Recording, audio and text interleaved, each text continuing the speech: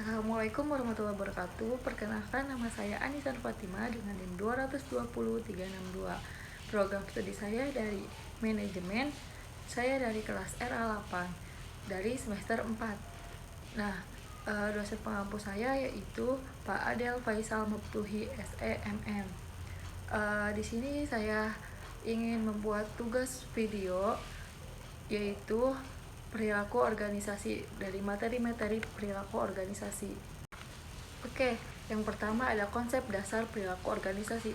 Apa sih konsep dasar perilaku organisasi? Yaitu suatu bidang studi yang mengamati tentang pengaruh perilaku individu, kelompok, dan perilaku dalam struktur organisasi dengan maksud untuk mendapatkan pengetahuan guna memperbaiki keefektifan organisasi. Oke, di sini ada pengertian perilaku organisasi menurut Timothy. Nah, perilaku organisasi adalah studi menyelidiki pengaruh yang dimiliki oleh individu, kelompok, dan struktur terhadap perilaku dalam organisasi yang bertujuan menerapkan ilmu pengetahuan semacam ini guna meningkatkan keefektifan suatu organisasi. Oke, materi yang kedua yaitu teori perilaku dan model perilaku organisasi. Nah, menurut Sophia, untuk lebih memahami perilaku masyarakat terlebih dahulu, kita harus memahami ciri-ciri yang unik pada setiap orang. Ciri-ciri yang disebutkan di sini adalah biografi, kepribadian, persepsi, dan sikap. Nah, individu membawa keterampilan, keyakinan pribadi, harapan, kebutuhan, dan pengalaman masa lalu mereka ke dalam struktur organisasi. Nah, secara umum, psikologi menggunakan 3 teori kepribadian untuk memahami kepribadian manusia. Yang pertama ada teori sifat, teori psikodinamik atau psikodinamik teori, dan yang terakhir yaitu teori humanistik. Nah, di sini ada model-model perilaku organisasi, yaitu setiap organisasi mengembangkan model tertentu tergantung pada perilaku orang-orangnya. Nah, model perilaku organisasi dikembangkan berdasarkan asumsi manajerial tentang sumber daya manusia dan visi manajemen. Nah, asumsi ini sangat bervariasi dan menyebabkan berkembangnya berbagai model perilaku organisasi, yaitu ada 4 model. Yang pertama, model autokratis, yang kedua model kustodian, yang ketiga model suportif, dan yang keempat model kolegial. Nah, di materi ketiga ada perilaku individu, kelompok, dan pengaruhnya terhadap organisasi. Nah, yang pertama ada pengertian perilaku.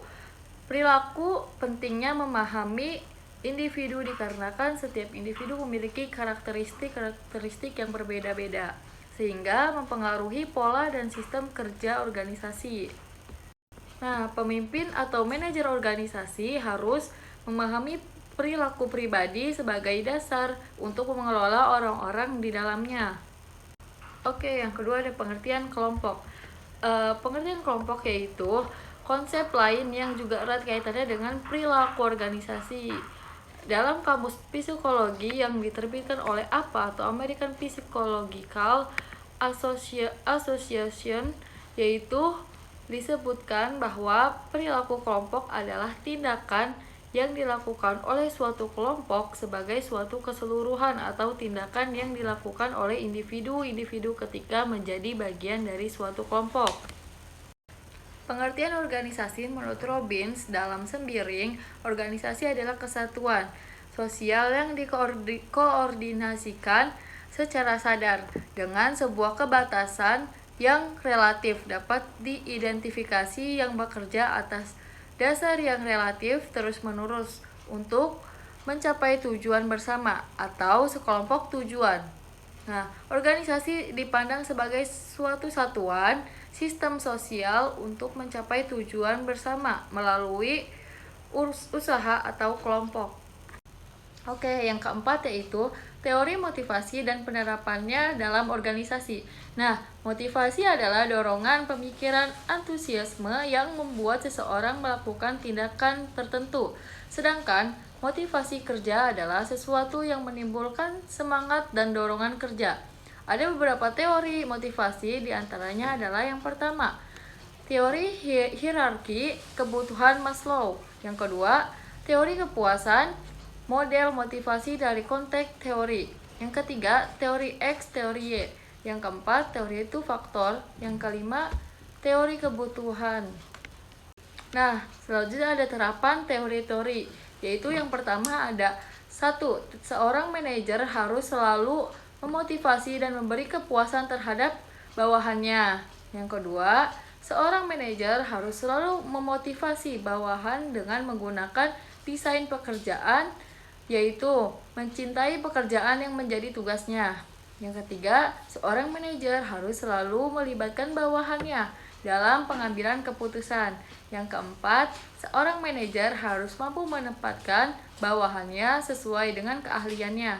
Yang kelima, seorang manajer harus mampu membina kekompakan dan kebersamaan bawahannya dalam berorganisasi. Oke, materi yang kelima yaitu ada nilai, sikap, dan kepuasan kerja. Nah, nilai-nilai atau value adalah kesadaran hasrat, efektif, atau keinginan orang yang menunjukkan perilaku mereka. Nilai-nilai personal, individu menunjukkan perilaku di dalam dan di luar pekerjaan. Nah, apabila serangkaian nilai-nilai orang penting, maka akan menunjukkan orang dan juga mengembangkan perilaku konsistensi untuk semua situasi. Nah, selanjutnya ada sikap. Nah, sikap ini merupakan kecenderungan pernyataan seseorang, baik menyenangkan maupun tidak menyenangkan, yang mencerminkan perasaan tentang orang, objek, atau kejadian dalam lingkungannya.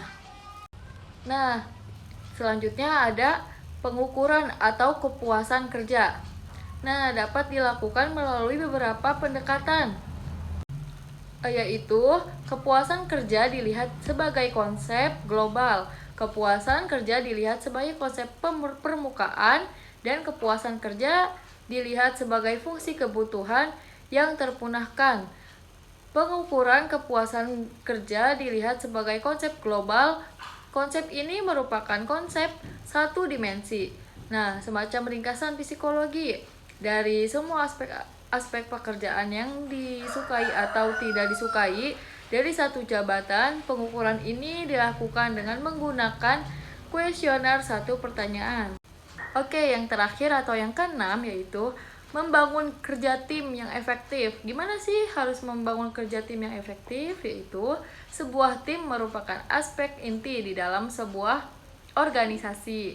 Nah, kesuksesan dalam mengelola tim merupakan suatu kerja keras dari manajer dan organisasi. Nah, tim di dalam organisasi ini bekerja sama mengkoordinasikan tugas mereka untuk mewujudkan tujuan-tujuannya. Nah, banyak tugas dalam organisasi yang bersifat saling bergantung, sehingga membutuhkan suatu kerjasama untuk menyelesaikannya. Kerja yang efektif dan efisien merupakan sasaran sebuah organisasi, begitu pula. Nah, yang kuat adalah tim yang mampu membuat bekerja dengan baik. Nah, serta mampu mencapai sebuah kesuksesan.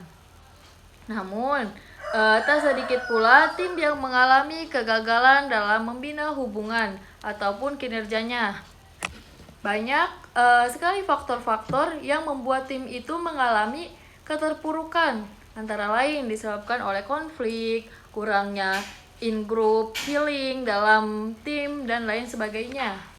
Oke, baik, terima kasih. Itu saja materi yang saya paparkan, yaitu tentang yang pertama konsep dasar perilaku organisasi, yang kedua teori perilaku dan model perilaku organisasi, yang ketiga perilaku individu, perilaku kelampu yang berpengaruh terhadap organisasi, yang keempat teori motivasi dan penerapannya dalam organisasi, yang kelima nilai sikap dan kepuasan kerja, dan yang keenam membangun kerja tim yang efektif. Segitu saja, kurang lebihnya mohon maaf. Wassalamualaikum warahmatullahi wabarakatuh.